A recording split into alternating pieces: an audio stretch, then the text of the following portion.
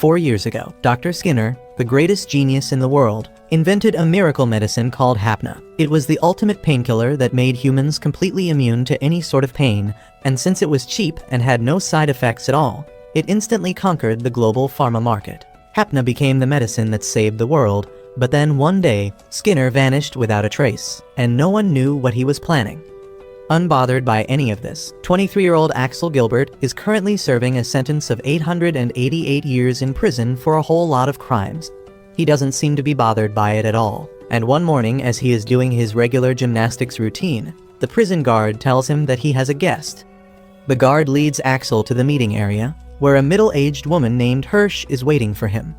Axel has never seen her before, so he asks her if she is a lawyer trying to get fame by helping him, or if she is a hitman sent to silence him. Hirsch tells him that she is a bit of both, but that is not important. She tells Axel that she is here to ask a favor of him, and if he agrees to help her, he will be a free man. Axel is curious about what she wants, and Hirsch asks him if he knows about Hapna and Dr. Skinner. She tells him that Skinner vanished 3 years ago, but now he is suddenly back and his single message has sent the world into chaos. Hirsch shows Axel a video that is simultaneously uploaded on every platform in the world, and in that, Skinner declares that if one cannot feel pain, he is basically dead. He calls humanity a dead species because of its dependence on Hapna, and says that he always felt that humans were a terrible species that focused only on short-term gain and destroyed their environment in the process. He declares that humans do not deserve to keep on living and spreading misfortunes wherever they go, and that is why he developed Hapna. Skinner says that Hapna was never just a painkiller.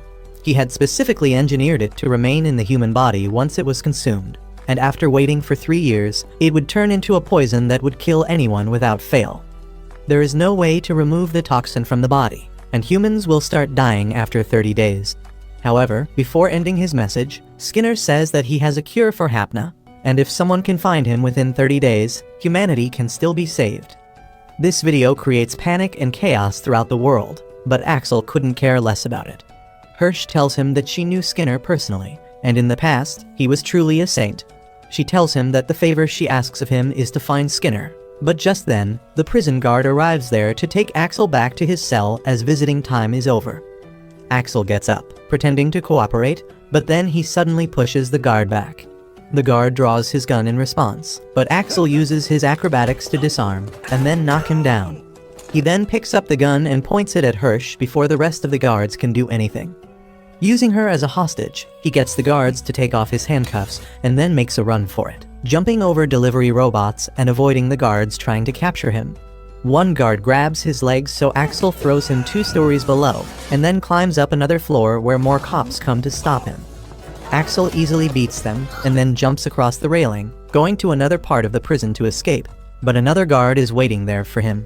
The guard presses his throat against the metal railing, but then Axel pulls on his necktie, slamming his head on the metal and escaping. After knocking down a few more guards, Axel climbs up the prison walls and shoots the grills of an air vent to open a path for himself. He reaches the roof of the prison facility using the vents and starts running away. But Hirsch calls her driver Doug to follow him and make sure he is caught. Doug and Hirsch begin chasing after Axel in their high-tech car, and she orders their tech support Elena to keep an eye on all police communication and GPS in case they find Axel before them. In the meantime, chaos begins spreading throughout the world after Skinner's video was revealed. Riots have started in many places with people setting pharma companies on fire because of their anger at Hapna. Even as the US government and all the governments across the world gather their best scientists to analyze Hapna and find a cure. The hope of finding a cure within 30 days remains very faint. All the pharma companies recall Hapna from their outlets, and the global share markets fall terribly, but none of these things concern Axel, who is just chilling on the streets like he didn't just escape from prison. A cop suddenly stops him because of his prison uniform, but Axel just tells him that it is the latest fashion trending amongst youngsters like him. The stupid guy totally believes him, and by the time he gets a report about a prisoner breaking out of jail, Axel is already in a clothing store to get a fresh outfit. Meanwhile, in the city of Babylonia, a high-ranking government official tells Hirsch that they are trying to analyze Hapna, but even the collective efforts of world's best scientists are not enough in front of Skinner's genius. Hirsch says that their only option is to find Skinner, and she has almost assembled her dream team for it. but the last guy is currently on the run. She promises that she will find him by the end of the day, and the official tells her that her team might be humanity's last hope. A few hours later, as Axel is strolling through a railway station, the security cameras identify him as the fugitive, and all the screens immediately display his picture while telling him to surrender. He takes that as a challenge and begins running through the station, dodging the cops and security drones. However, Elena, the tech support, is notified about that, and she immediately contacts the rest of Hirsch's team about Axel's location. As Axel is out parkering away from the station, the biker girl Chris rides towards his location, while Doug goes to pick up Leland, the last member of their team. Axel jumps through buildings and rooftops, dodging and smashing the drones on his way, but Elena predicts place he will go in 5 minutes, and Doug asks Chris to be ready there. He tells her to steer Axel to the north, and tells her that she has the permission to open fire on him, and that is all Chris wants to hear. She waits for Axel to finish showing off his acrobatic skills as he reaches the roof of a building through a construction zone, and as soon as he is in her range, she starts shooting at him. She deliberately misses to make him run away from her to a place where Doug is already waiting for him. Doug tells Leland to support him with a drone and then climbs up a building. Soon, Axel reaches the rooftop of the same building with no place to jump to, and Doug points his gun at him, telling him to stop immediately. Axel puts his hands up and tries provoking him so that they engage in a close-range fight, but Doug already knows about his tactics. He tells Axel that his taunts won't work and asks him to surrender because there is no way out for him now. However, Axel tells him that there is always a way, and then jumps from the roof. Doug panics because he was not expecting that, but then Axel grabs Leland's drone and uses it to land safely on a truck. He gets on the ground without any problem, but just as he is about to escape, Chris calls out to him, clicking his pictures cheerfully. She acts like a fan, saying that he just gave the most impressive Parker performance she has ever seen in her life. She demands a selfie with him, and being a closeted simp, Axel can't say no to her. However, that turns out to be his only mistake as Chris stuns him using her bracelet, and Axel is knocked out cold. When he wakes up the next day, he finds himself in a barber shop with Elena hiding in a corner. Axel is confused about what is happening, but just then, the rest of the group arrives there. The mirror in front of them turns out to be a screen, and through it, Hirsch welcomes Axel to Team Lazarus, the people who are going to save humanity. Axel immediately tries taking off a bracelet on his hand, but Hirsch tells him that he can't take it off as it is a tracker that will let her know where he is at all times. Axel takes a quick look around the room and finds that everyone has a similar bracelet. He realizes that everyone here is some sort of troublemaker, and Hirsch tells him that this is their golden chance to turn from fugitives into heroes. She asks Axel if he doesn't want to be a free man and live however he wants.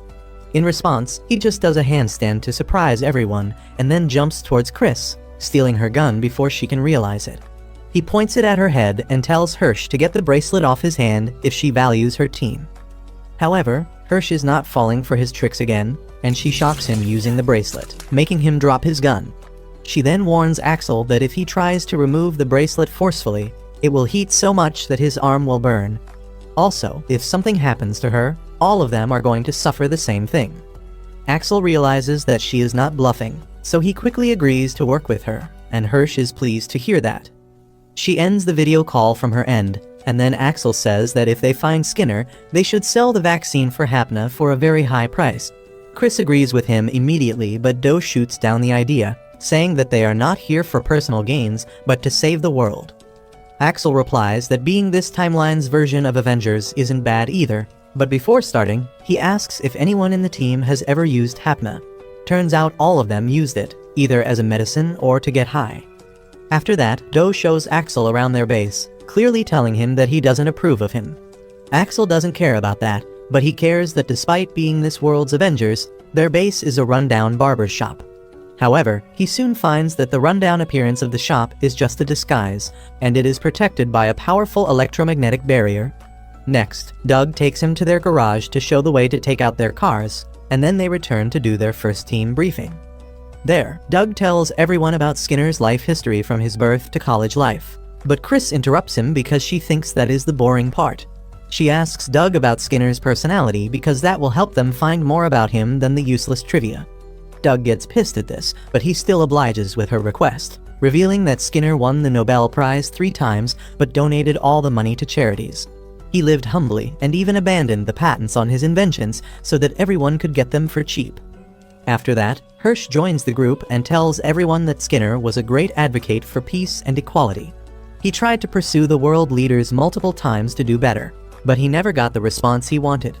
She shows the team a video of Skinner addressing the United Nations General Assembly, warning them that in 3 years, the ice at the North Pole will have suffered irreparable damage.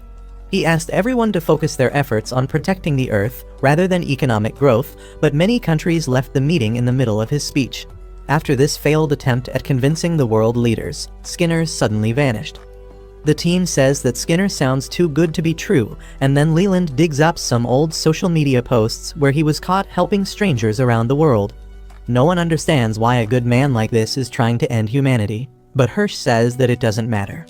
No one has any clues about Skinner's location since he vanished, and she tells the team that they must be the first ones to find him. Suddenly, Elena interrupts her, saying that she might have found a lead about Skinner. The rest of the group immediately leaves their base in their fancy cars, while Elena and Hirsch stay back at the base. Elena tells everyone that 8 years ago, Skinner brought a survival shelter from a company that cannot be reached through calls or internet right now.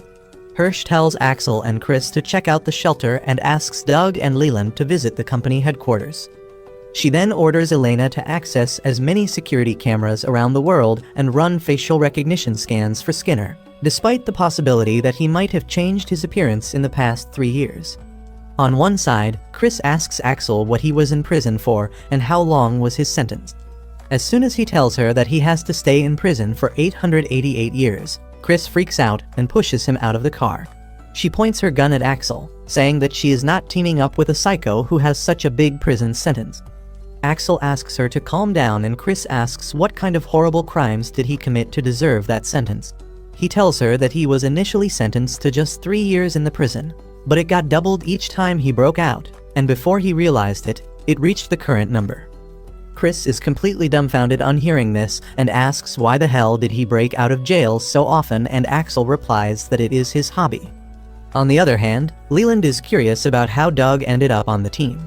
He replies that he just did some small crimes that landed him in jail, and Leland says that he also did some petty thefts that landed him in trouble. Doug calls him a noob, and then tells him that if there is someone who really committed serious crimes in their team, it is Elena, who was a notorious global hacker. Leland doesn't believe him at first because Elena seems a quiet and shy girl to him, but Doug tells him that she is the biggest wild card in their team. Soon after that, Chris and Axel reach Skinner's Apocalypse shelter, and Leland and Doug reach the company's headquarters. They find that both the places look abandoned, unaware that someone is waiting to ambush them at the company office, and the shelter has already been searched by another party. Doug and Leland enter the company's headquarters and find that the computers were working recently. As Leland tries to search around the place, a man takes him hostage and asks Doug to tell him where their boss is.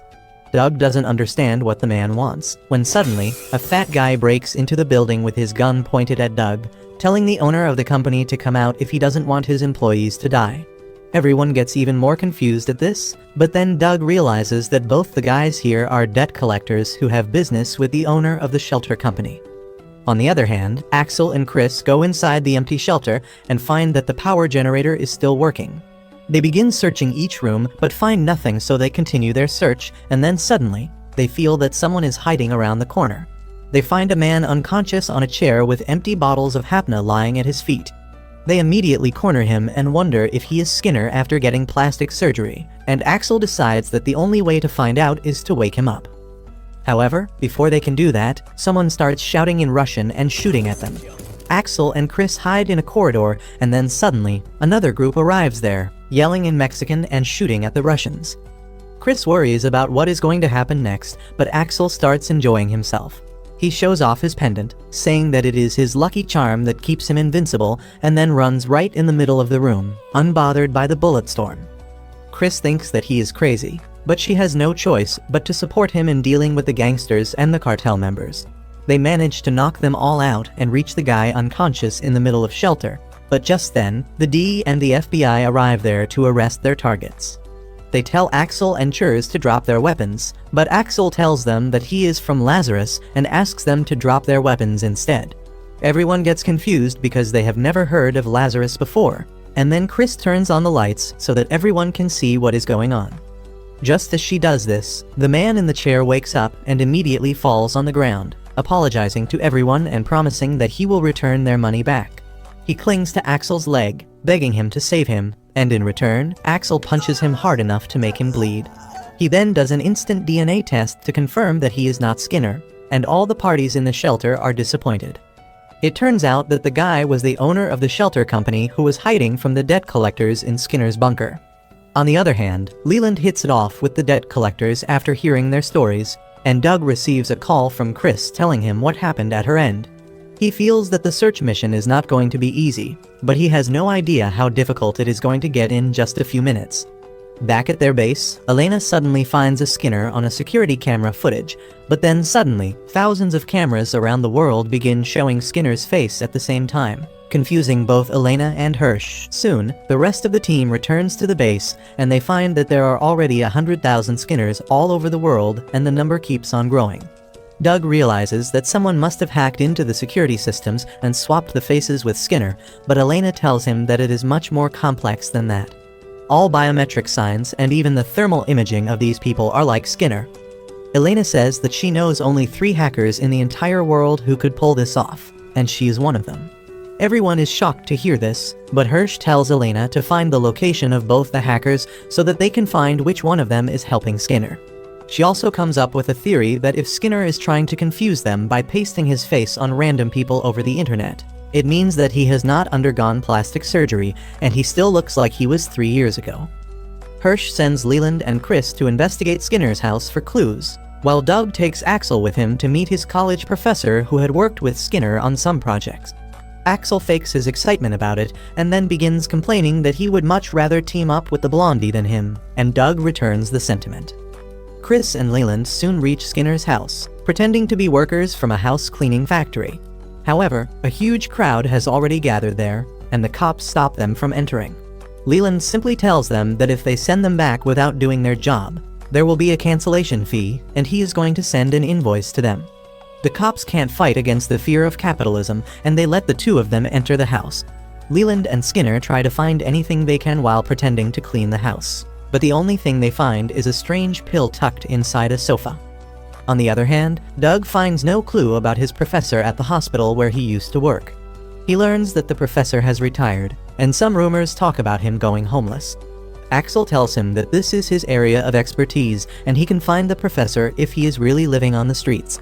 He takes Doug to a slum under the bridge and tells him about a guy named Jerry whom he befriended in prison. They start asking everyone about Jerry because he is supposed to be the leader of the homeless community, but no one has heard about him. They tell Axel that their leader is a chick named Jill, but as it turns out, Jill is just Jerry after he decided to tweak his hardware and become a woman. Jill is really glad to meet Axel after a long time, and she immediately takes him and Doug to her place, where they ask her about Professor Claude. Jill stops them from saying more, because she knows that the people here have already suffered a lot in their lives, and they deserve some privacy. She tells Doug that she can't reveal anyone's identity or location without good reason, and he tells her a story about his college where he punched his racist dean. He was expelled because of that, and Professor Claude was the only one who stood up for him. Doug says that he never got to thank him properly for that, and Jill decides to take him to the old man who is struggling in a game of chess. Doug supports him and helps him get a checkmate in 2 turns, and Claude recognizes him as one of his old students. While they decide to catch up on lost time, a teenager challenges Axel to a game of basketball to hustle some cash from him. Professor Claude takes Doug to his tent, ashamed of how far he has fallen, but that doesn't concern Doug. He asks the old man if he knows anything about Skinner's location, and he replies that they have not talked for years. He tells that while Skinner appeared like an honorable genius to the world, in reality, he was so obsessed with his research that he became blind to everything else. Claude says that he couldn't keep up with the madman, so he cut all ties with him, but he remained jealous of his talent and achievements. In order to outdo Skinner, he faked the results of his experiments, and when the university found out, they fired him, which is how he ended up here. He suddenly remembers that Skinner once talked at length about the baklava his grandmother made, and how she lived in a small village in Istanbul. Claude doesn't know if the woman is still alive, but that is enough for Doug to count this mission as a success. He gets up, thanks Claude for standing up for him in the past, and then leaves to find Axel, who has been humbling the arrogant teen for the last 15 minutes. Seeing the look on Doug's face, Axel realizes that he got a clue, and they leave to their base. Once they reach the base, they try searching for Skinner's grandma, but there is no information about her online. Doug suspects that it was erased intentionally, but there is no way to prove that. Suddenly, Elena finds a suspicious location where the crime rate is quite high, but no security cameras are active there. Doug thinks that it can be the place where Skinner is hiding, but Leland and Chris think that it might be a trap. Axel says that the only way to find the truth is to go to the place, and they take the Hyperloop to Istanbul. Axel and Leland go to the field, and the Delulu teen dresses up as a sheikh in order to blend in but stands out even more. Axel doesn't care about that because it only makes his plan of creating trouble and getting attention easier, and soon they are surrounded by a local gang. Axel tells Leland that they need to run, but he finds it difficult to do that in his long flowing gown. Axel comes to rescue him and knocks down a couple of guys before pulling him along. He climbs on a moving bus and then jumps over the tin roofs to escape, but Leland has never done anything like that before, and he falls through a roof, right into the room of a girl playing with her dolls. The dumb girl thinks that Leland is the prince of her stories and invites him to play with her, but then the gangsters come there looking for him. They try to take off his bracelet, thinking it is an expensive watch, and when it doesn't come out, they get ready to chop off his hand. At the same time, Axel also starts looking for him, but then Leland screams that he was just here to eat Grandma Belinda's baklava, and that causes the gangsters to immediately stop their attempts to cut his hand because they know that the old lady's pastries are to die for. The gangsters safely escort Leland and Axel to Belinda's place, and she gives them their share of baklava to send them on the way. She then invites her guests inside, trying to explain that the boys from the hood are just misguided and not bad people. After that, she gives them her famous baklava, and they realize that it is really the best in the world. She then asks them who they are, and Axel decides to be honest with the old lady. He tells her that they are secret agents, and Belinda turns out to be a Bond fan. She accepts the story that Axel tells her and asks if they are here to ask about her grandson. She says that it has been years since she saw him or talked to him, and she never made any attempts to keep their connection hidden as well. She starts telling the boys about her grandson fondly, and then Leland notices a peculiar flower variety that is found only in some special parts of the world. Belinda tells them that Skinner gave it to her in the past. She also tells them that he sent her a video message 3 years ago when he disappeared, and then decides to show it to them. The message has nothing special about it, and Leland says that Skinner doesn't look like the kind of guy who would one day commit the worst massacre in human history. Just then, Belinda tells them that she has got a new batch of baklava ready, and while Leland loses his focus on hearing that, Axel begins looking around the room. He is sure that there is a video camera somewhere in the house because Skinner would know people would come to see his grandma, and he would want her to be safe. He quickly finds the camera and tells Skinner to remember his face because he is the guy who will bust ass. At the same time, in the Lazarus headquarters, Elena finds the trace of one of the hackers, and she decides to return to her glory days to catch him. Soon, the rest of the team assembles at the base, and Hirsch tells them that the hacker they are looking for is called Dr. 909. Cyber cells all over the world have failed to locate him for years, but Elena managed to find his hidden crypto wallet's details.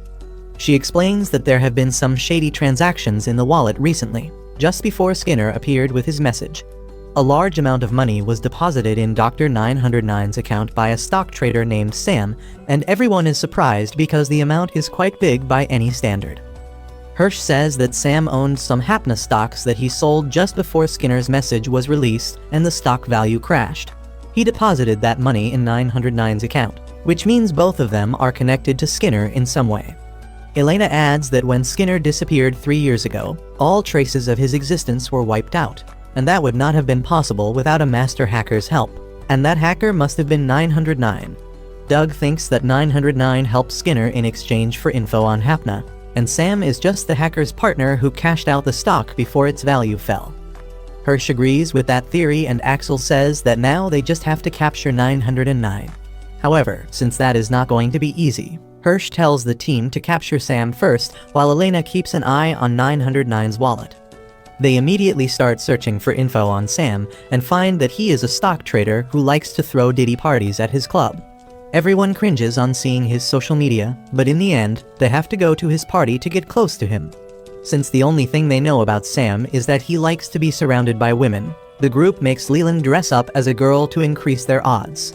Meanwhile, Elena finds something really suspicious while researching 909's hidden wallet. She discovers that the deposits into his account were made all over the globe, and what is more surprising, they were made using cash. Hirsch thinks that 909 hired people around the world to transfer the money to him, but Elena says that it doesn't make any sense.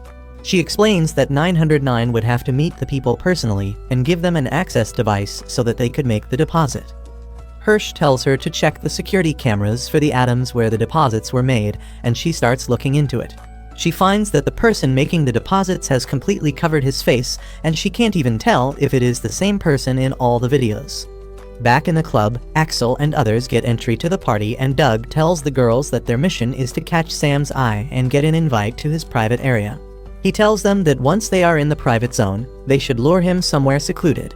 Leland nervously asks what happens if they fail in doing that, and Axel replies they will just kick some ass and kidnap Sam using force. Doug immediately shoots down the idea because they can't risk creating a scene here. With that, they enter the party floor, and Chris immediately forgets about the mission because the party looks lit. She gets excited and hits the dance floor, while Leland nervously hides because he is not comfy with cross-dressing just yet. In the meantime, Doug and Axel scope out the security of the club. Axel tries going to the upper floor, but the guard stops him because he doesn't have VIP access. Just then, a bunch of guys arrive there, and their leader shows a glowing tattoo to the guard that allows him and his friends access to the VIP zone. They return to share the information they have collected, and then Axel goes to Chris, who is ordering expensive cocktails at the bar.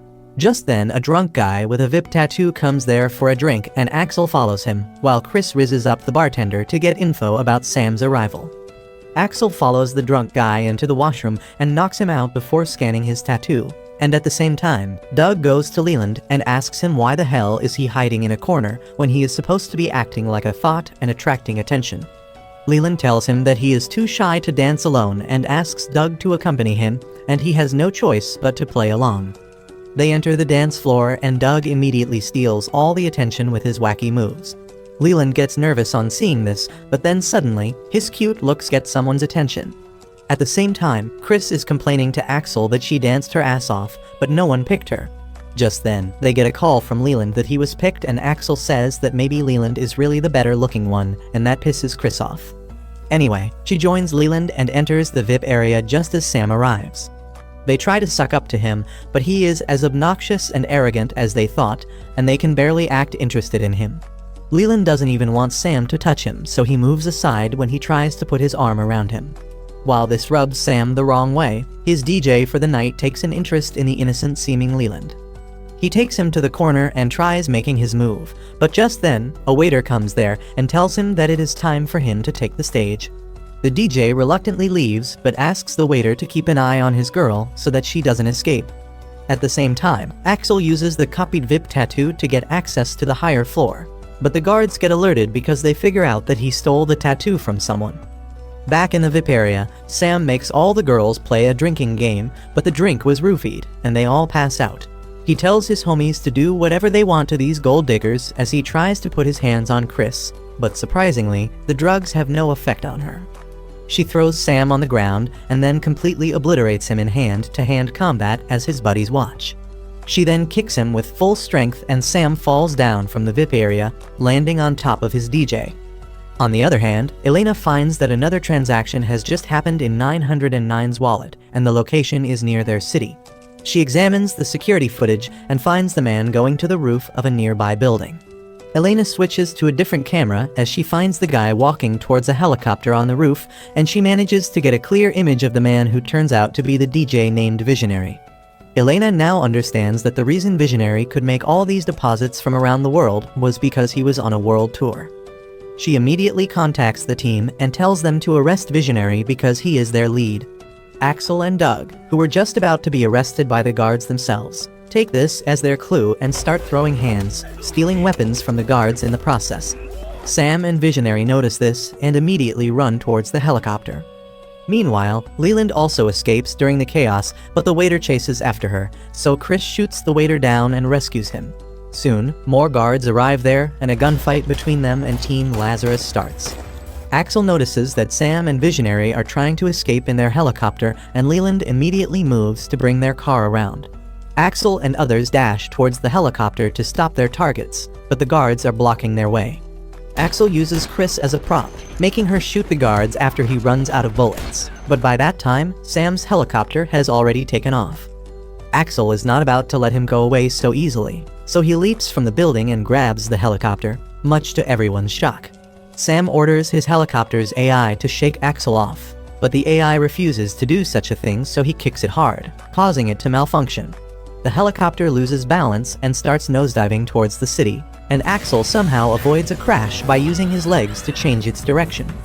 Meanwhile, Leland and Doug are in the car, chasing after the helicopter. As soon as they see it crashing, Leland sends his jet drone to rescue Axel, who lets go of the helicopter to avoid hitting a crane. Luckily, the drone catches him just in time, and Leland tells him that he has got a gift for him too. Axel pulls out a gun from the drone, and then Leland sends him towards Sam's helicopter, who is confident that he has shaken off all the pursuers. However, when he sees Axel pointing a gun at him from the window, he freaks out and orders his helicopter to ram into him. The AI once again refuses to do so, and Sam kicks the helicopter, causing it to lose balance yet again. Axel dodges the helicopter's blade and then shoots it, causing it to lose balance and crash land in the river. Sam and Visionary come out of the helicopter, but then Axel lands on top of the debris and points his gun at them. They freak out and beg him to spare them, and Axel immediately asks for any information they have about Skinner. They tell him that they don't know anything, and Axel asks how the hell did they know to sell Hapna stocks before the announcement then. Visionary tells Axel that he is the hacker named Dr. 909, and he hacked into the company to find some information that is still stored in his pendant. Axel asks for the pendant, and while Visionary refuses to give it to him, Sam snatches it and passes it to Axel, who kicks the debris down and leaves them to drown. By the time Axel and others reach their base, cops rescue and arrest Sam and Visionary for hacking and insider trading. Doug says that this mission was a bust because these two guys had no relation with Skinner, but Elena says that on the bright side, they got to know that Hapna's parent company, Delta Medicine, knew that their stocks were going to fall. She is sure that they were aware of Hapna's dangers before Skinner's announcement, and that means they are their next cue. They begin forming their theory, and Doug says that Delta Medicines was responsible for the clinical trials of Hapna, so they must know exactly how dangerous Hapna was.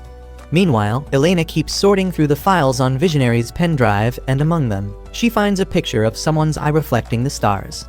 No one knows what it means, but Axel thinks it is not important.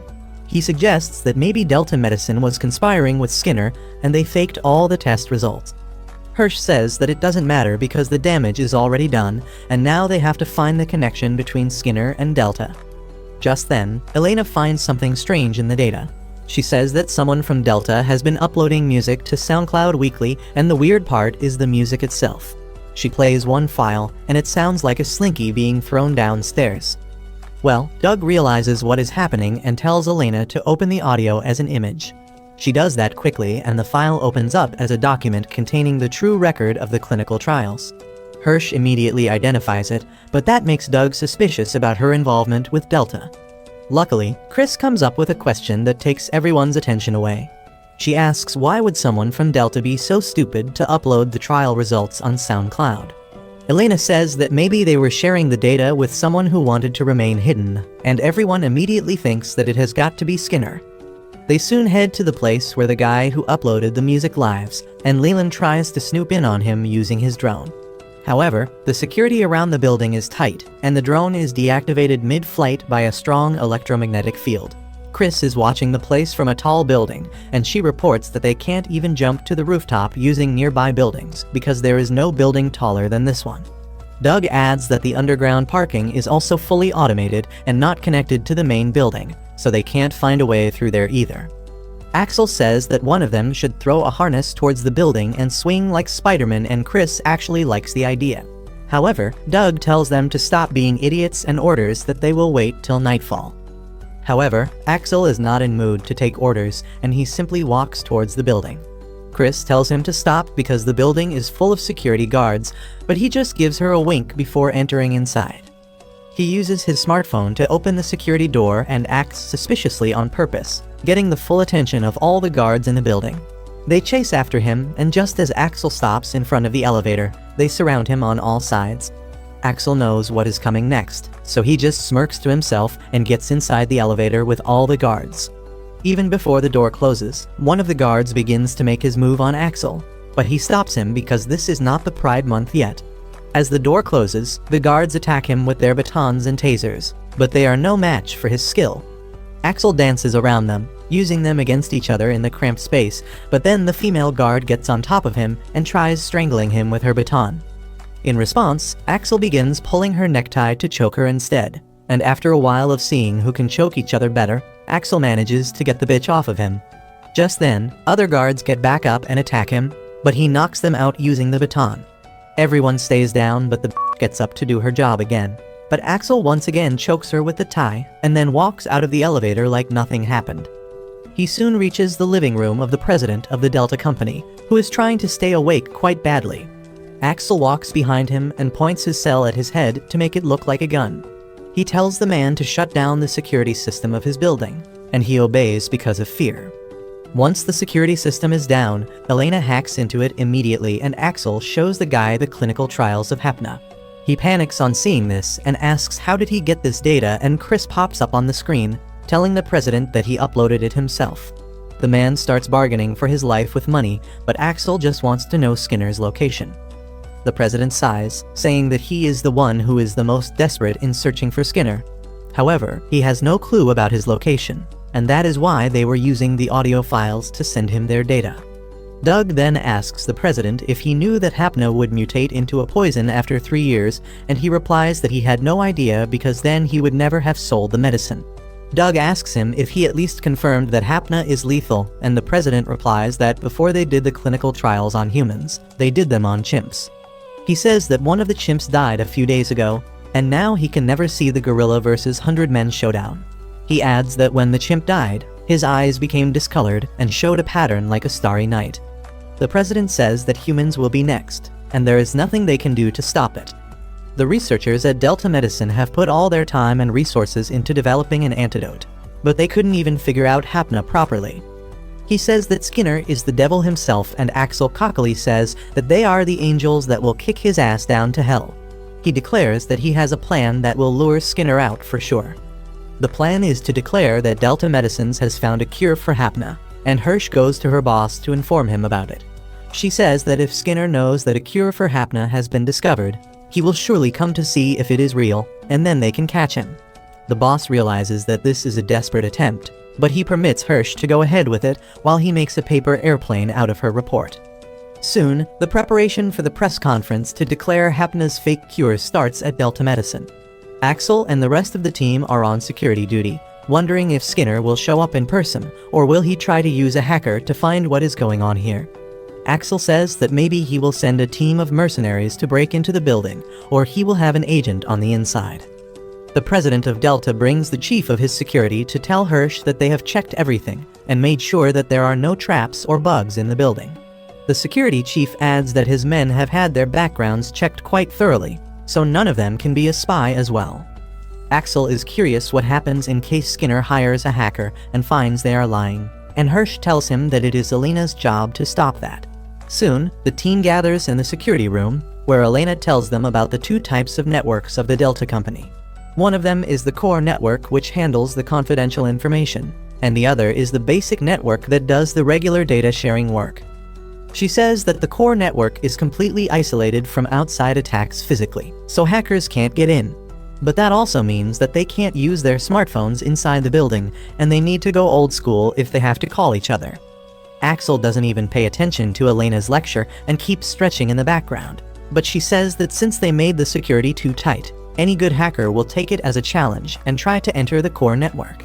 She reveals that she has made the defenses of the basic network weak to lure in the hacker, and once the hacker is in, she will catch them. Soon, the guests start coming, and all of them have to go through a strict security check before entering the building. Doug and Hirsch keep an eye on the situation as well, and then they see a fat guy fumbling the security test because he forgot to deposit his gaming console. Doug gets suspicious of him and asks Hirsch to find out about him. She says that the man is called Patrick, and he is an associate professor at MIT, and one of Skinner's colleagues mentored him when he was in college. This makes Doug sure that something is wrong, and he decides to keep a closer eye on Patrick and follows him to his seat. Meanwhile, the president of Delta Medicines also prepares himself to fight against Skinner. When the meeting starts, he proudly introduces the fake antidote to Hapna, and his team begins explaining how it works. But some people get nervous on hearing this. A guy leaves for the washroom because of a stomach ache, and Doug tells the guards to keep an eye on him.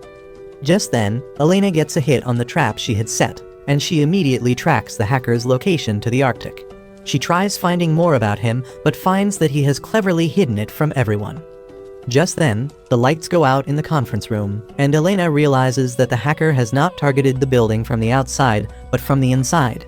She tells everyone to find the hacker quickly, and also bring back the electricity. Axel immediately goes after the guy who went to the toilet, but the poor old man was really just dropping a log in the toilet. In the meantime, Leland and the guards check the electricity control room, and they find no problem there as well. This confuses everyone, but then suddenly, a guy starts running towards the stage in the conference room.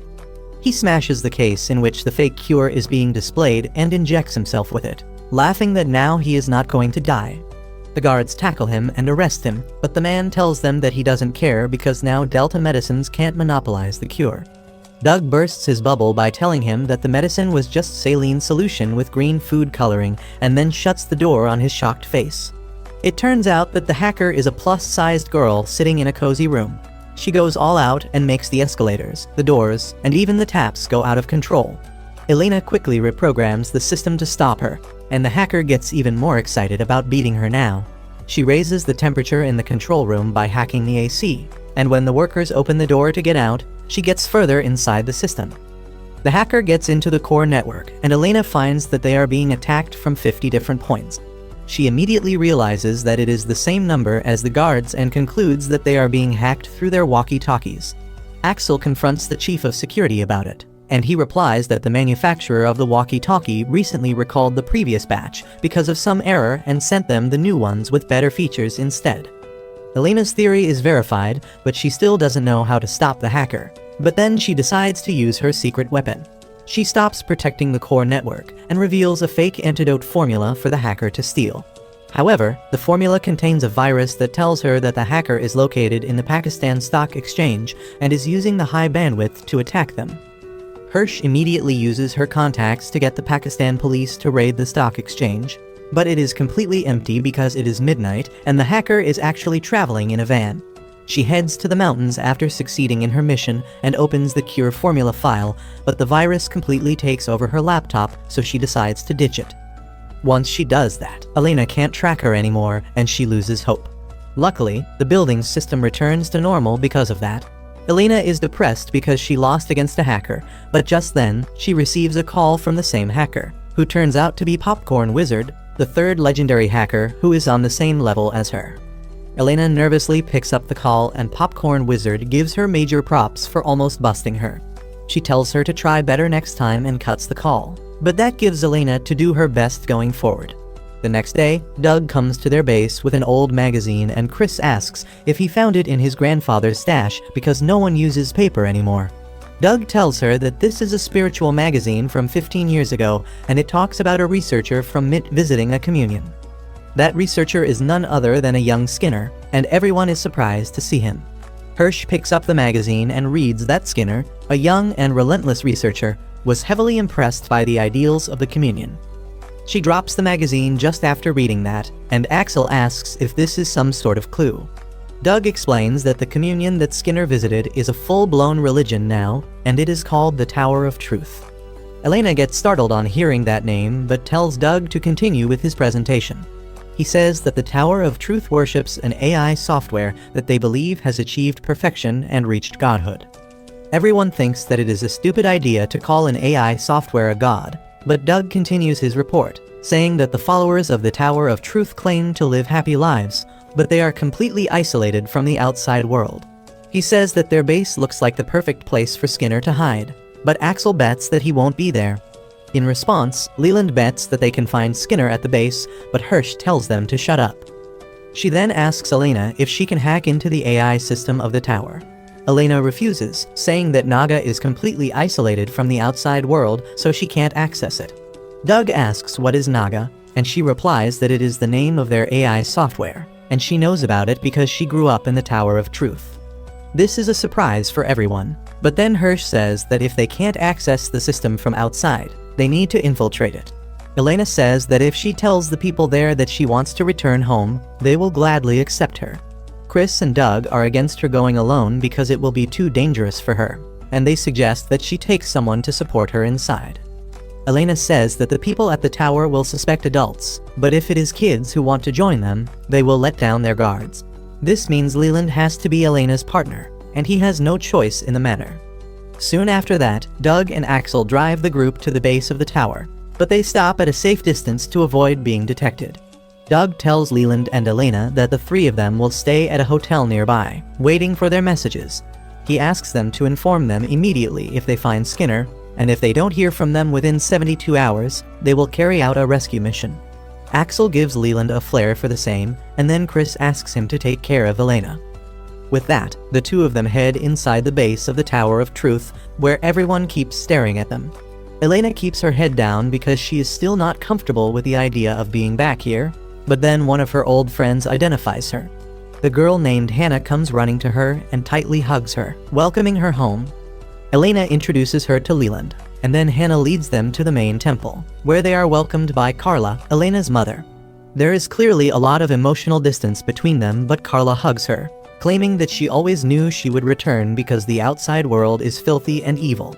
Just then, the leader of the cult, Billy, arrives there to welcome Elena and Leland, and says that it must be the blessing of God Naga that they returned just in time for the festival.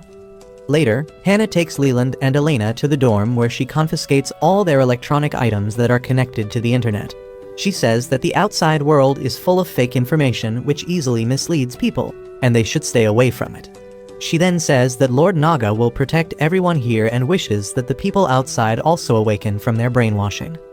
At night, Leland wakes up and goes outside, trying to reach the team using his bracelet, but he can't call them.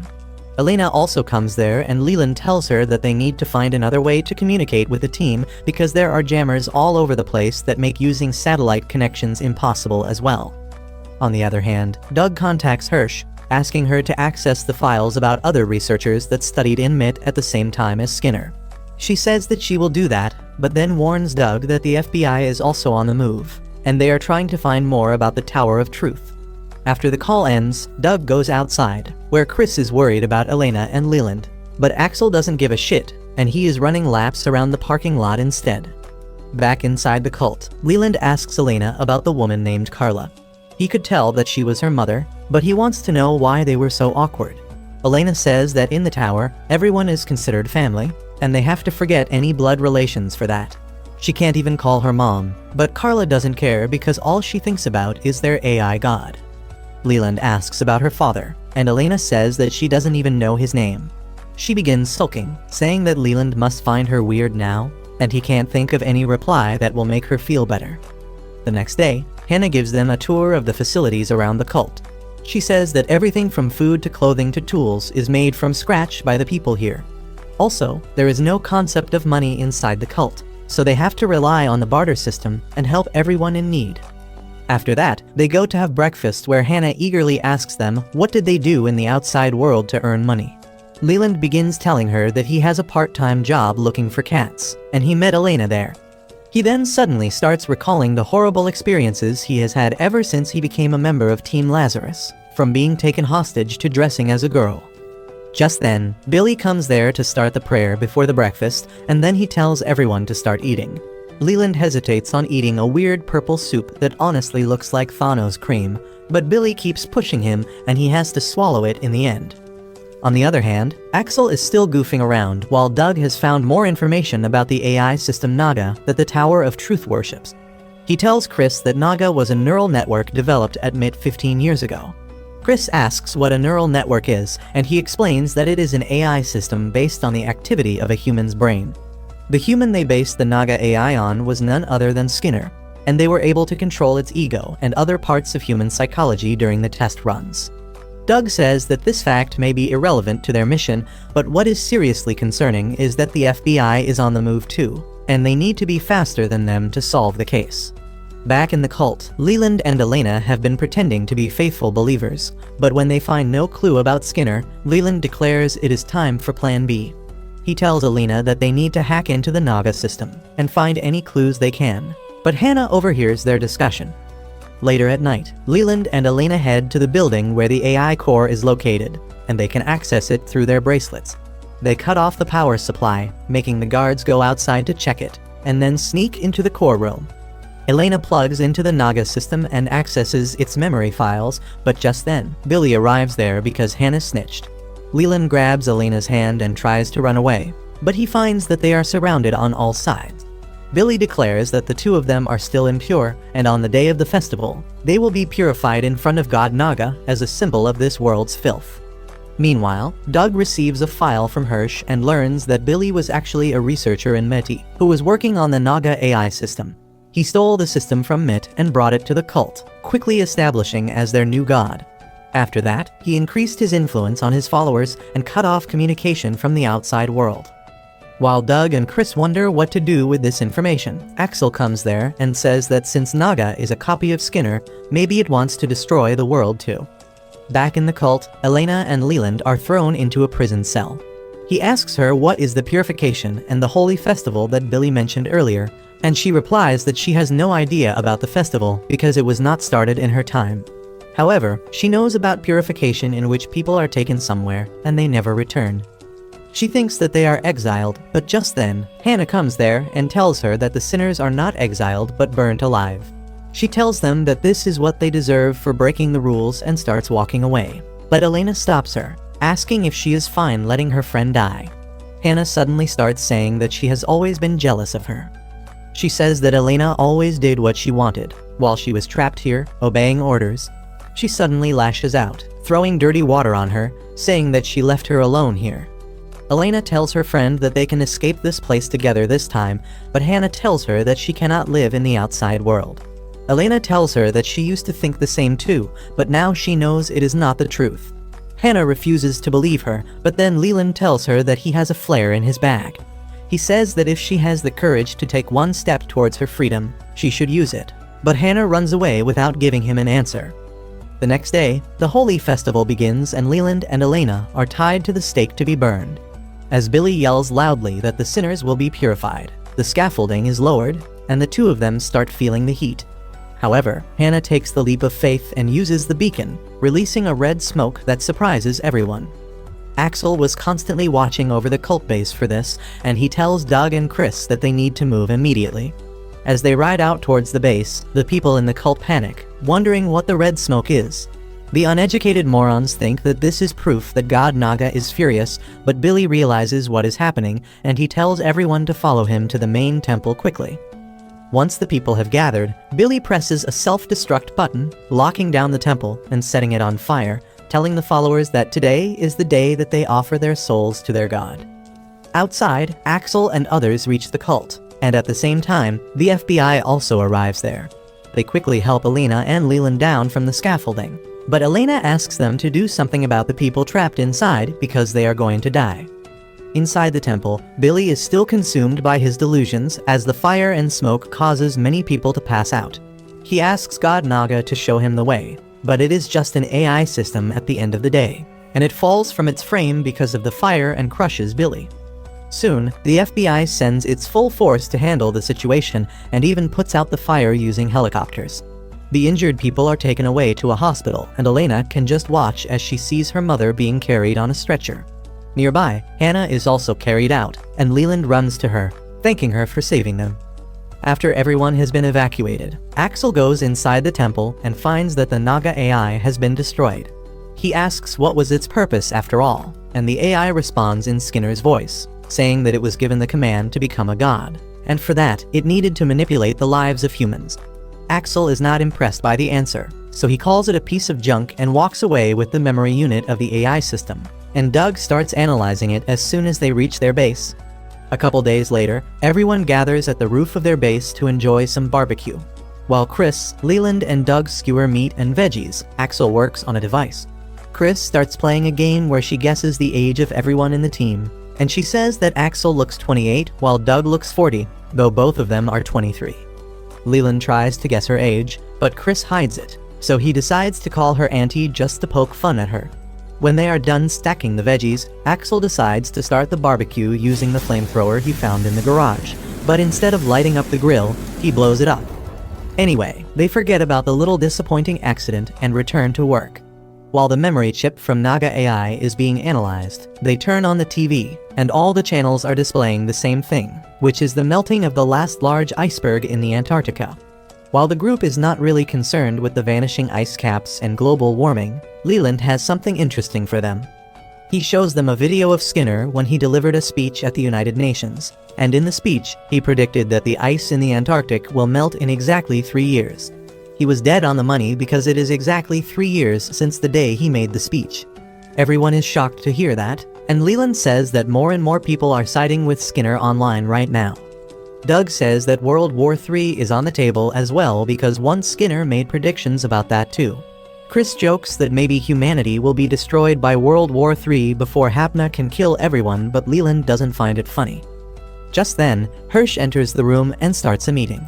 She says that they are back to square one because the FBI couldn't find anything related to Skinner in the Tower of Truth. Even the AI system modeled after his brain is not connected to him in any way, so they have no lead. Doug says that they should go back to the basics, and while everyone is paying attention to him, Axel is still trying to eat the ruined barbecue. Anyway, they decide to watch the video clip of Skinner again to find his motives. In the video, Skinner declares that he is not here to declare humans as unfit to live, but instead, he is here as the seventh trumpeter. Chris pauses the video and asks what is the seventh trumpeter, and Hirsch explains that it is from the book of Revelation in the New Testament. According to the book, in the future, when God gets angry at humans, he will send all sorts of disasters to Earth. The angels will blow their horns to warn humans about it, and when the seventh angel blows his trumpet, the day of judgment will start. Now that everyone is updated on the lore, Chris asks when did the first to 6 trumpets get blown. No one has any answer to the question, but just then, the analyzing device beeps because it has finished processing Naga's memory. Doug goes to check it, but then he grows suspicious as he sees Leland walking out of the room. Soon, all of them gather around the memory chip and wonder what are the numbers being shown on it. Doug can only tell that it is the last thing Naga AI thought of, and everyone has different theories. Axel thinks it is some kind of phone number, and he tries calling it immediately, while Elena tries to decode it in hope to find a hidden message. Doug thinks that it is pointing to some coordinates on the map, and he turns out to be right. The numbers on the memory chip point to 4 locations around the world, but all of them are at the sea. While everyone wonders what this means, Hirsch realizes that all these locations were once islands, and they were predicted to sink as the sea level rises because of global warming. Elena does some research on that online and finds that Skinner bought all these islands before they sank. Everyone wonders why would he go to such lengths, and why would Naga be thinking about that. But Axel says that they should look at the locations to find more about Skinner's plan. Hirsch immediately gets permission from her boss to send the team to the 4 locations because it is the best bet they have, and he agrees but asks her to meet him in private. Soon after that, 4 members of the team head to the 4 locations, while Elena stays back at the base to supervise and coordinate them. Doug goes to Manila in Philippines, which has completely sunk and the water level is rising enough to threaten the areas around it. He ditches his car once he reaches the place where the water has covered the road and then starts out on foot, making deals with junkies in order to reach his destination. On the other side, Axel is in the Maldives, which has also almost sunk. Luckily, he quickly finds a boatman who agrees to take him to the point on the map. Back at the base, Elena gathers all the snacks she can find because there is actually nothing for her to do but relax, and she might as well take a break. Meanwhile, Leland has reached Ishigaki Island in Japan, where he eagerly signals to the workers at the tourism board that he wants to hire a boat for himself. However, the worker points out that he needs a minimum of 10 guests to hire a boat, but there is no one around, so he just begs the lady innocently. At the same time, Chris is in full party mode in Fiji, and she buys an electric boat instead of begging or borrowing. Elena watches their visuals as they head to their positions, and everyone reports that they will reach the exact coordinates around 10 minutes. But Chris has already reached her point, so she decides to go scuba diving. However, another high-speed boat passes nearby, causing her to lose her balance, and she wonders what is their deal. Soon, the others also reach their location and find nothing special at first glance. Leland suddenly asks if Team Lazarus will be disbanded once they find Skinner. Doug affirms, saying that once they have achieved their goal, there will be no need for them to stay together, and Leland replies that it seems like a waste. After that, all of them dive into the sea, but they don't find anything. Chris says that it has been so long since she saw a clear sea and blue sky like this, and others agree with her because the city is too polluted and the skies are always gray. She wonders if Skinner wanted them to see how places remain beautiful without humans ruining them. She turns into a philosopher as she floats on the water and begins crying, thinking that humans are about to die soon, but the world will remain. On the other side, Axel comes out of the sea too without finding anything. But he notices that his boatman has a fresh injury on his face. He asks him about it, and the boatman replies that a flying fish just hit him. Axel asks if it hurts, and the man replies that ever since he was born, he has been immune to diseases and pain. Axel asks if he has ever taken Hapna, and the boatman tells him that there was no need for that because people around these parts are naturally immune to pain. Axel immediately informs the team about this, and the boatman eagerly tells that when he was little, Skinner came to their island. He bought the island and gave them money to move to a safer place, and they gladly took it. Doug immediately orders Alina to check the cash flow of other islands as well. She soon finds out that Skinner came to the island 15 years ago to take some DNA samples, and he did the same on the other 3 islands as well. Doug says that the DNA is undoubtedly linked to the development of Hapna and asks where was the research on them done. Elena says that it was done at the Haggis Research Center, but it is now closed. She decides to find the details of researchers working there at that time. Meanwhile, Axel and Leland begin talking about how they are following Skinner's footsteps, and maybe he wanted them to see the world like he did so they could feel the same way as him too. Doug doesn't truly believe that, but he knows that Skinner has them under his control. At the same time, Hirsch is visiting an art museum with her boss, who wants to talk about some important things. He first apologizes to her because she might think that he is using her feelings for Skinner to keep her on the mission. However, Hirsch tells him that she doesn't feel that way, and she wants to find Skinner no matter what. Her boss then tells her that the federal agencies have started looking into Axel because technically, he is still an escaped prisoner, and Hirsch asks him to do whatever he can to protect Axel, because he is necessary for this mission. Soon, they reach a painting titled The Resurrection of Lazarus, and the boss asks Hirsch the main question. He wants to know if she thinks that Skinner sold his soul to the devil or something happened to make him turn evil, but she doesn't agree with that. She says that Skinner is still the same man she always knew. She says that he was always too sincere, and even right now, he is doing things as sincerely as he can. She believes that he also wants to be found because he has not lost hope in humanity, and her boss hopes that she is right. Back at the base, Elena finally gets a list of the researchers working at the research station at the same time as Skinner, and she is shocked to see Hirsch's name on the list. Meanwhile, it is already night at Chris's location, and as she returns from her mission, she spots some people nearby. She doesn't pay them any mind, but then a girl with lesbian haircut walks right in front of her, and she freezes in fear. She tries to walk away as quickly as possible, but the girl stops her and calls her Alexandra with a pitiful expression on her face that quickly turns into a mean smirk. Soon, the rest of the team assembles at the base. Leland is the last one to return from his mission, and he is really surprised to see how gloomy the mood of the room is. He asks where is Chris, and before Hirsch can start telling them about some important news, Doug interrupts her because he has something more important he wants to discuss. He tells Hirsch that they found that Skinner developed Hapna at the Haggis Research Institute, and when they tried to find who else worked there at the same time, they found her name. Leland is surprised to see this, but Axel acts like he suspected that Hirsch and Skinner were buddies all along.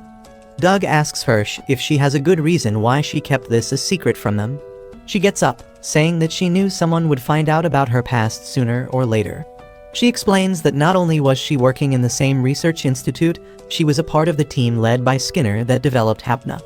However, shortly before the miracle medicine was completed, Skinner vanished without a trace, and he didn't even say goodbye to anyone. That incident left her devastated, and she left the research institute shortly after Hapna was completed. And 3 years later, when Skinner reappeared, he brought the news of humanity's end with him. Doug then asks her who she is really working for now, and Hirsch says that she works under the NSA now, and she was chosen to lead this task force because of how well she knows Skinner. Axel realizes that they are not superheroes, but just a team of scapegoats for when things go wrong, and Leland says that he doesn't get what they are talking about, and maybe they should wonder where Chris is. Turns out, Chris has been captured and taken to an abandoned oil rig in the Arctic. As she is tied to a chair and thinks about her situation, a Russian mobster enters the room and starts smacking the shit out of her, calling her a traitor. Just then, the tomboy mommy Inca arrives there and tells him to stop, because she plans to kill Chris with her own hands for running away from their team. Luckily, the team can track her location through the bracelet, and they know that she is at an abandoned oil rig. Leland asks why would Chris go there, and Hirsch says that the oil rig is most likely a base of the Russian intelligence agency, and Chris has been captured by Russian special forces. Everyone is shocked to hear this, but Hirsch has more shocking news about Chris. She reveals that Chris was once a Russian agent too, but she defected and joined Team Lazarus. She changed her name and even had plastic surgeries to change her appearance. But even then, she knew the risk she was taking and asked Hirsch to make sure that her bracelet kills her in 3 days if she loses contact with them. Meanwhile, Inca examines Chris's face and tells her that no matter how many surgeries she gets, she will always recognize her stubborn eyes. She talks about how shocked she was when she heard Chris died in an airport accident 3 years ago. However, since her body was never found, Inca believed that she had actually escaped, and she waited for a chance to find her again.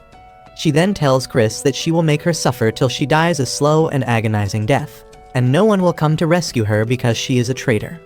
Inca couldn't be more wrong, as Axel immediately decides to head out to rescue her, despite Hirsch warning him that facing the Russian special forces is a suicide mission.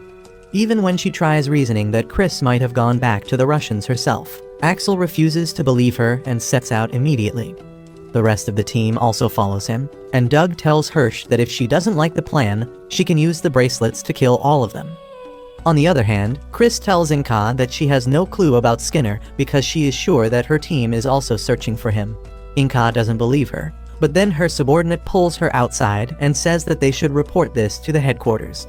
Inca refuses, saying that this is her personal problem, and this pisses out the gym bro, who takes out his anger on Chris. Meanwhile, Axel and others reach Norway, but they can't find any connecting flights that will lead them near Chris. They panic because the roads are also closed because of terrible weather, and almost 2 days have passed since Chris vanished, which means they don't have long to save her. As they wonder what they should do, they suddenly get a call from Hirsch, who tells them to wait at the airport because the European Union military will take them to the location by a helicopter. She has also talked with the Norway government and arranged a place from where Elena can work safely. She then says that this rescue mission is off the records, but she doesn't want to lose Chris. Soon, the helicopter takes them to a research station near the oil rig, and Elena sets up her office there with the help of the researchers. Meanwhile, Axel and others take a ship to the oil rig. They soon reach the location and hide in a ship disguised as a chunk of floating ice. Inside the rig, the big guy keeps beating the shit out of Chris, but she taunts him, saying that a beta male like him can only beat up a tied woman. He gets furious at this and tells Chris that no matter what she says, he won't untie her, and she mocks him further, saying he is smarter than his dumbass face suggests. Outside, Leland sends out his seagull-shaped drone to scout the rig, and finds 6 Russian soldiers standing guard. Axel dives into the water and enters the rig through an unguarded opening following Elena's instructions, and then Doug drives the big ship towards the rig, distracting the Russian agents. As Inca leaves to deal with the ship that has entered their territory, Axel sneaks into the control room and uses his bracelet to grant Elena the access to the personal network. On the other hand, the big guy has had enough of Chris taunting him, and he decides to kill her even if it means going against Inca's orders. But then suddenly, Inca calls everyone on board to deal with the rogue ship heading in their direction. He tells everyone to head out because he is going to deal with the bitch and join them later. At the same time, Axel manages to grant the network access to Elena, and she begins working her magic, much to the amusement of the people at the research station. Immediately after that, the huge ship collides into the oil rig and explodes, shaking everyone off their feet. The muscle-headed bastard is also distracted by this, and taking advantage of this chance, Chris attacks him. He gets even more angry at this and tries slamming her into the wall, but Chris channels her inner Black Widow to use his momentum against him, and crashes his throat with a powerful kick before freeing herself. She runs out of the room with that, and Elena spots her. She immediately alerts Axel about her location, and he uses his Parker skills to reach her quickly. But then Chris changes her direction because of some guards in her way. Meanwhile, Elena takes control of the crane on the rig and uses it to whip away the Russian agents into the sea. At the same time, Axel rushes ahead with Leland backing him up with his drone. Axel manages to take 2 soldiers around the corner down quickly, and then Doug also supports him by sniping the enemies from his boat. One guy tries shooting Doug, but as he follows his boat, his attention suddenly goes to the poorly hidden boat where Leland is hiding. Meanwhile, the big guy spots Axel fighting some of his soldiers, so he waits around the corner to ambush him. He strikes Axel in the head with a metal pipe, knocking him down, and then points his gun at him. Just then, another soldier comes from behind, cornering Axel on both sides, but Leland crashes his seagull drone into the soldier, knocking him out. That is enough to distract the musclehead, and Axel manages to disarm him. However, even then, he struggles in a fist fight against him and gets thrown off the building. At the same time, some soldiers shoot the boat Leland is hiding in, setting it on fire. Leland jumps out right before the boat explodes, and Doug immediately goes to rescue him. Meanwhile, Elena rescues Axel before he can fall into the sea and sends him back to the rig to continue fighting. As he takes down some enemy soldiers with a stolen gun, he suddenly runs into Chris, who collapses just as she sees him. Axel tells her that everyone is here to take him home, and Chris tells him that they shouldn't have come because she doesn't deserve to be saved. Axel replies that he doesn't care about her past, and he is here for the person she is now. He leads her through the building, but then spots some guards in the way, so he asks her to stay back while he deals with them. However, moments after Axel leaves, Inka comes there and points a gun at Chris, saying that she has been dreaming of killing her for the past 3 years. Chris has given up on fighting, and she asks her to shoot because she would be proud to die at the hands of the woman she loved. Inka's resolve is shaken to its core on hearing this, and then Chris tells her that she changed her name and her face, but she couldn't change her heart, and the moment she saw her, she froze. Inka gets emotional as the emotional tension rises between them, and asks Chris why did she run away 3 years ago. Chris tells her that back then, she was really caught in the accident and her vitals stopped. The doctors put her name on the victims list, but then suddenly, her heart started beating again and she came alive. She thought that if she used the fact that she was registered dead, she could escape the organization and live a normal life. Inka asks why the hell did she not tell her, and Chris replies that if the organization found out about this, they would kill both of them. Inka is completely rattled now, and she thinks about the times when Chris used to ask her to run away with her. While the two of them are having a moment, the pea-brained bastard arrives there and spots them in the act. As the two girls hold hands, he suddenly runs to them, saying that all traitors deserve death.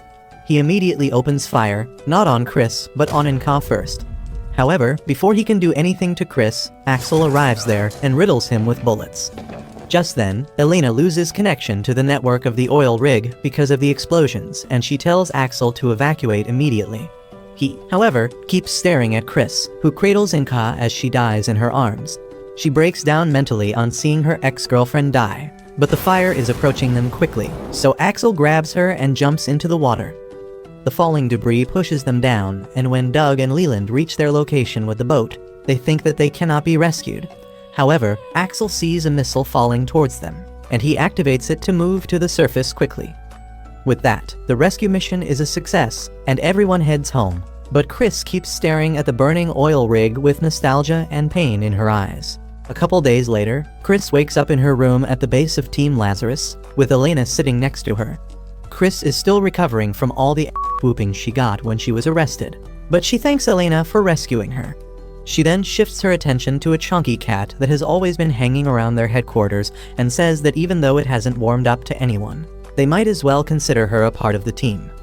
On the other hand, Doug and Axel are out for grocery shopping, and just as Axel returns with the groceries, Doug turns off all the recording devices in the car so that they can have a private chat. Axel immediately says that if he is going to ask him out on a date, he is going to get turned down, but Doug tells him that he has something more important to discuss. He asks Axel if he thinks that they will really get the freedom they were promised if they catch Skinner. Axel replies that it might be possible, but on the other hand, they know too much about the secrets of the higher-ups, and it is more likely that they will be disposed of once their job is done. Doug agrees with him, saying that they made Lazarus a separate unit from the NSA, so that clearing all records of their existence will be easier, and they might already be planning about what to do next. Turns out, he is right on the money, because currently, a meeting is being held in the Pentagon to discuss the fate of Team Lazarus. The council who know about it say that Team Lazarus was formed to capture Skinner. But not only have they failed to do anything till now, they have created more problems than they have solved. They instigated a public shootout on their first day itself, and then became the cause of a helicopter crash, a fire in a cult compound, and recently, they burned down a Russian oil rig. They think that Team Lazarus is a liability, and they have evidence about an Eastern European military helicopter dropping them near the oil rig. Hirsch gets nervous on seeing this, but her boss says nothing to defend the team. The council further adds that one member of Lazarus is a former Russian spy, and they can't trust her because she might be selling information to her country. The other members join in, saying that they don't even know if Lazarus is working to find Skinner. And before Hirsch can say anything to help the situation, another guy raises his hand and says that he has a way to reveal the truth. He says that his team made contact with a member of Lazarus, and he is ready to testify in front of the council about the actions his team has taken so far and how they are connected to finding Skinner. The council gives him permission to bring in the guy as witness, and it turns out that Leland is the witness, leaving Hirsch aghast. Leland is brought before the council, who question him about his association with Lazarus before moving on to the interrogation. They first ask him about their latest mission in the Arctic and how it was related to finding Skinner. Leland says that the mission was to rescue Chris, and it had nothing to do with Skinner. The council finds a solid chance to put Team Lazarus down, as they say that the incident that has caused international tension was just Lazarus acting on their own to rescue a member. Leland affirms, but he also says that Chris is important to their mission, and they needed her back in the team to catch Skinner eventually. The council asks if he really thinks that it was worth causing international conflict to rescue just one member, and Leland replies that right now, finding Skinner is more important than any conflict. Suddenly, the guy who brought Leland in starts questioning him. He first asks if the members of Team Lazarus are working on any other project besides finding Skinner, and Leland replies that they are not. The man then asks him about Axel, because all they know about him is that he was in prison before, but they don't know the details about his rap sheet. Leland says that he doesn't know the details either, but he has heard from Axel that he has a hobby of breaking out of prisons, and someone might have erased the details to hide that fact. With that, the council asks Leland to step down because they have reached a verdict. They declare that no matter what their intentions were, Team Lazarus has caused many problems, and it must be held responsible for that. However, before they can pass judgment, a man comes running inside the room, telling everyone that Skinner has just released a new video. The video is immediately played on the screens all around the world, and Skinner says that it has been 20 days since his previous message, but no one has found him yet. He accuses the governments all around the globe for not taking the extinction of humanity seriously, because they are paying more attention to territorial conflicts in the Arctic than finding him. Skinner then drops another bombshell, saying that the first guy who took Hapna will die in 10 days, and he is that guy. He declares that if they can't find him within 10 days, there will be no hope for humanity. The people around the world are shocked that Skinner has not taken the antidote yet, but he tells them that the fate of humanity is still in their hands. His message ends with that, and Hirsch's boss starts laughing, saying that Skinner just said everything he was about to say to the council. He gets up and tells the council that this meeting is the most stupid thing they could do right now. He asks them what is even the point of sabotaging each other when they should be cooperating to find Skinner. He declares that his team has the best chance of finding him. He asks the council if they disband Lazarus and no one can find Skinner, who is going to take responsibility for that. The council is a bit divided on the matter, but in the end, they give permission for Team Lazarus to resume operations for 10 more days, because after that, there is no point anymore. With that, the meeting ends, and the guy who brought Leland in says that Axel is the serial prison escaper he has been looking for, and they need to catch him at all costs. On the other hand, Leland comes to meet Hirsch and her boss Abel outside the Pentagon. Hirsch welcomes him by sucker punching him in the gut and says that she was ready to kill him when he started his testimony that showed Team Lazarus in bad light. However, as it turns out, all of this was part of Abel's plan, and he had told Leland to act like he was spying for the guy so that he could fool him. Abel tells Hirsch that he kept it a secret from her to make sure that it doesn't look like an act, and she realizes that he could trust Leland because he was friends with his dad. Meanwhile, Axel and Doug return to the base and begin discussing how screwed they are because Skinner is going to be the first person to die. As they wonder what to do next, Chris and Elena also come there to discuss their next step. Doug says that they don't even have a clue about where to start when Elena suddenly takes out a pill from her shirt that she found while doing laundry. She asks Doug to look into it, and he asks her what is this medicine. She replies that she found it when they were searching Skinner's home, and she had forgotten all about it till now. Just then, Leland also returns to the base, and he feels ashamed to show his face to his teammates. On the other hand, the guy named Schneider who tried to lure Leland to his side is waiting for an assassin who will capture Axel for him. At the exact time of the appointment, a man in a black overcoat comes there and introduces himself as the agent of the assassin named Soryu. He doesn't care about the identity of Schneider or his friend, and the only thing he needs is details about the target and the payment. Before that, Schneider wants to know about Soryu because he has only heard stories about how he is like a ghost whom no one has seen. The agent says that he doesn't know anything about him either, and to be honest, he has never seen Soryu in person himself. However, he guarantees that Soryu always succeeds in any task he takes. Schneider is okay with that, and he asks the agent about the fees for the task. The agent replies that Soryu charges $30 million, tax-free, per job, and if they are too broke to pay that much, there will be no negotiations. Skeeter is okay with the amount, but his friend is not, and he says that he can't pay this much for a shady guy when they have no proof that he can complete the task. The agent says that if they want to proceed with a test, he has no problem, but neither he nor Soryu will be held responsible for what happens during the test. Schneider accepts his conditions and says that they will make the full payment after the test is done, and the agent tells them to find the location of the test at the back of his card. That night, Schneider sends a team of special forces to the location of the test, telling them that their only mission is to capture their target dead or alive. The special force guys laugh, thinking that sending them all just to capture one guy is overkill, and they will be home in 5 minutes. However, the guy named Soryu sees them coming, and he gets ready to fend off some intruders to show his skills. Soon, the special force squad breaks into his room, which is completely empty except for a metronome. As one of the soldiers goes to the balcony to check it out, he gets pulled up by a sharp steel loop around his neck. The other soldiers get alert on seeing this and immediately move towards the balcony. But then one of them gets attacked with a knife. Everyone immediately opens fire, but there is nothing actually in front of them to shoot. As they take a break and decide to move ahead, Soryu uses the steel rope to control a soldier into shooting his teammates, and then kills him by tightening the loop.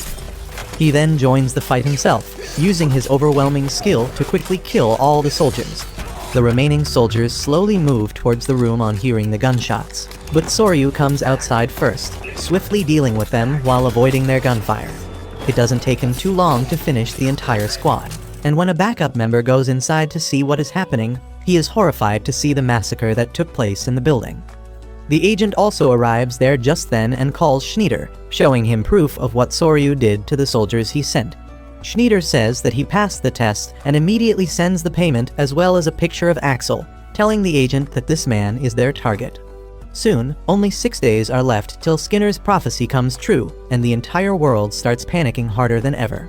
What makes the situation worse is that millions of people around the world suddenly catch a severe fever that scientists believe is because of Hapna. The fever patients flood the hospitals, and the government and media are forced to urge them to stay at home because they are probably going to die anyway.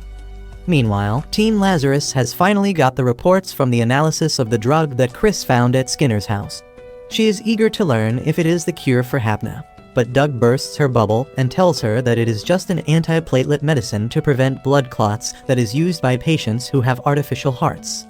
Axel tells Doug to hit pause on his presentation and then turns to Hirsch, asking if Skinner has an artificial heart. She replies that he struggled from a heart condition, but she never knew anything about him having an artificial one. Axel says that he might have gotten one in the last 3 years, and Elena immediately pulls up records of all the people who got an artificial heart transplant in the last 3 years. Unfortunately, there is no match for Skinner among the patients in the list, and Doug wonders how could he have got one without getting noticed. Axel says that he might have gotten a genius underground surgeon to help him, but Chris tells him to stop being delulu because such things only happen in anime. Hirsch has a better idea.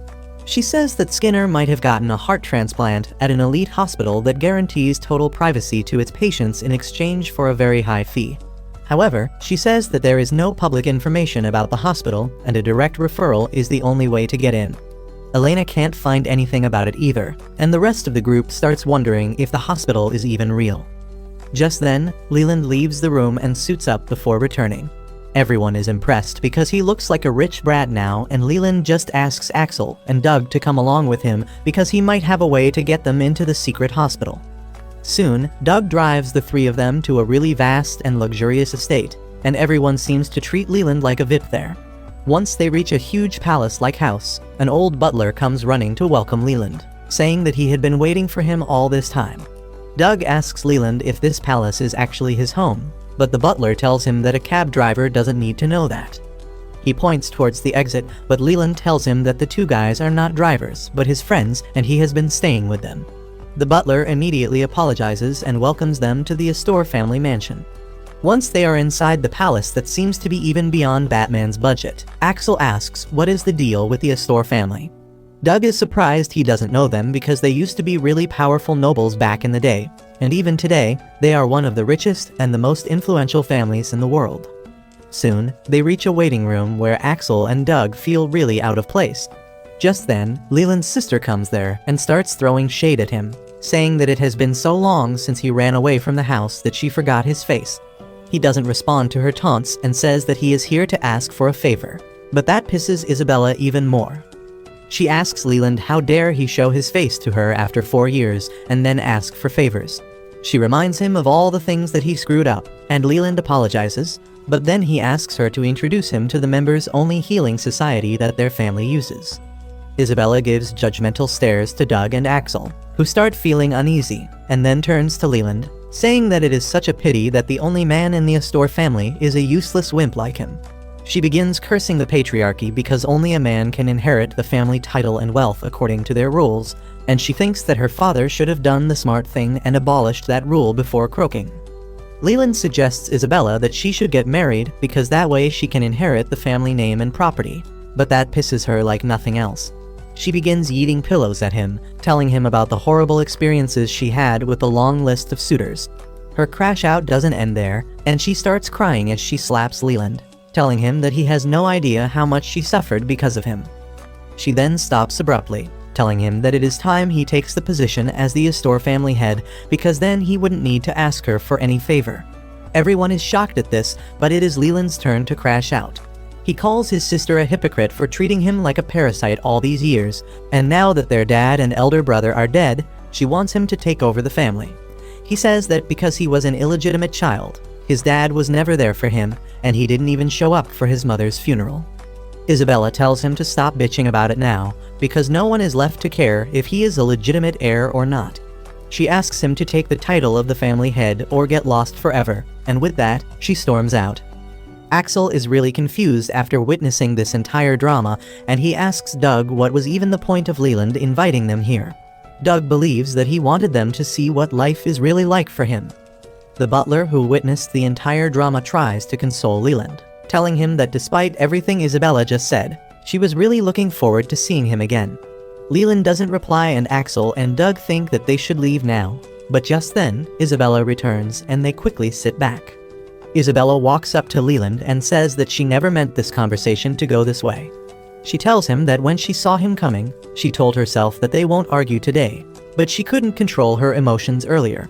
She agrees to give him the information he needs, but in exchange, she asks him to spend one full weekend with her because he is the only family she has got left, and if the world is going to end in a few days, she would like to spend some time with him. Leland tells her that he accepts her offer and promises that he will come back here next Sunday to spend some time with her. Isabella asks him what the hell is he talking about because by the next Sunday, humanity will be doomed. Leland decides to reveal the truth to her and says that he is asking for an introduction to the medical society so that they can stop humanity from going extinct, and she has got to trust him on this one. Isabella trusts him and lets him make an appointment with the secret hospital. Leland rushes there immediately, and on seeing him, the doctor tells the receptionist to cancel all her appointments for today because they are all patients who want her to do something about Hapna. She takes Leland and friends to her waiting room, where he asks her if Skinner underwent any heart surgery at this hospital. The doctor is glad that he asked this question because she had been itching to share this secret to someone because the future of humanity depends on this. She checks the records and verifies that Skinner got an artificial heart transplant at the hospital and he was looking good after the operation. Usually, artificial hearts can never be fully trusted and the hospital has the duty to monitor it all the time to make sure it is working properly. Hearing this gets the boys' hope up, because they think that they can track the heart to find Skinner, but the doctor tells them that it is not possible. Just as Skinner got discharged, he encrypted the signal that the artificial heart was supposed to send to the hospital, and they could no longer trace him.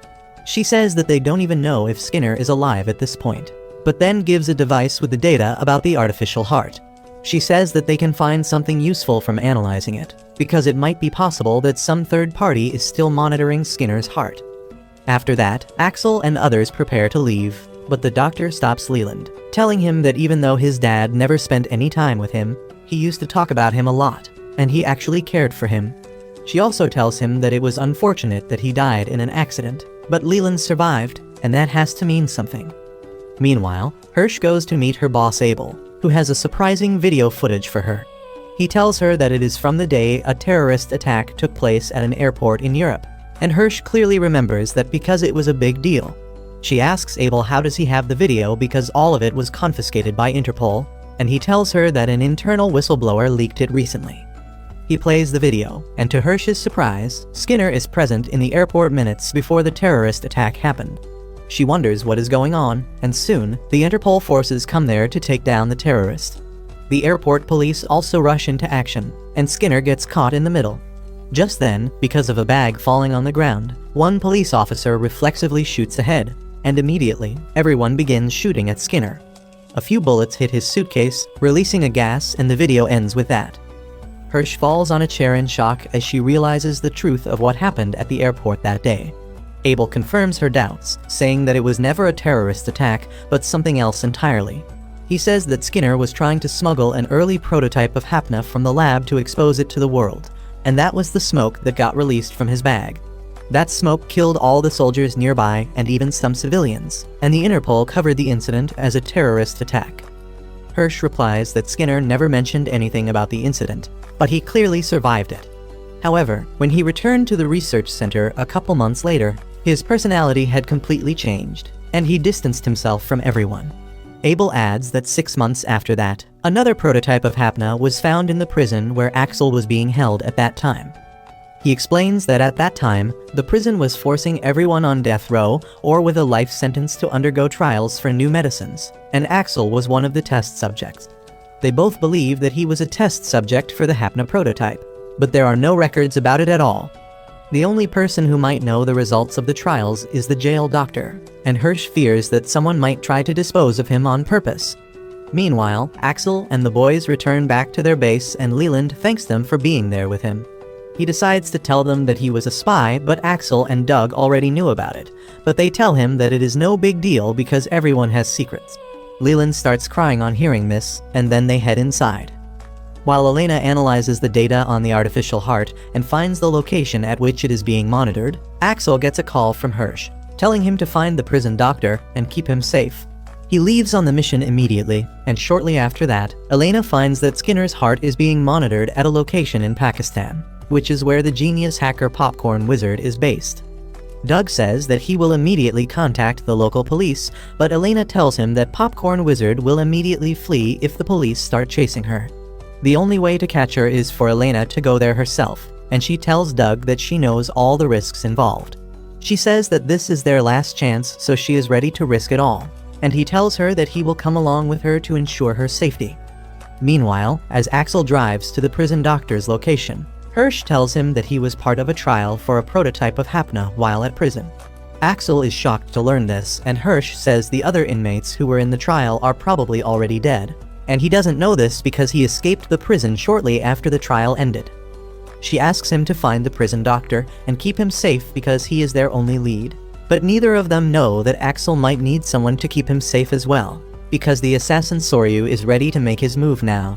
While Axel is talking with Hirsch, Soryu jumps down from an overhead bridge right into the middle of the traffic. He throws a grenade on the highway, creating a huge explosion that stops the traffic and then begins moving towards his target. On the other side, Doug and Elena land in Pakistan and begin their search for Popcorn Wizard. Elena says that she is not moving right now, but if they get close to her, she might run away just like she did last time. Doug suddenly notices that Elena's face is flushing red, and he asks her if she is feeling alright. He reminds her that a fever can be a symptom of Hapna, but Elena lies to him that her body temperature is alright. Just then, they notice that Popcorn has started moving, and Doug tells Elena that they will chase her to the end of the earth. Meanwhile, at the base of Team Lazarus, Hirsch gets a call about a unit of a special forces group called INSCOM heading to Pakistan. Chris and Leland immediately realize that the special forces are targeting Doug and Elena. Hirsch affirms, saying that they might be close to discovering something that the government and army don't want them to find out. She decides to talk to the INSCOM about the matter and hands Leland an envelope, telling him to give it to a man who will arrive here shortly. Back at the bridge, Axel is confused about what is happening, but Soryu slowly walks towards him. Just as he spots Axel and confirms that he is his target, Axel also realizes something is off. Soryu begins leaping over cars to get to him and then shoots the car's windshield multiple times. Luckily, the bulletproof glass keeps Axel safe, and he steps on the accelerator to slam his car into the vehicles in front of him. The impact is enough to throw Soryu down, and Axel runs into the traffic to hide. Soryu keeps firing at him and then corners him at the divider line. Axel decides to run into the traffic, confident in his skills to dodge everything. But then Soryu throws a grenade on the highway, blowing up cars and causing utter chaos.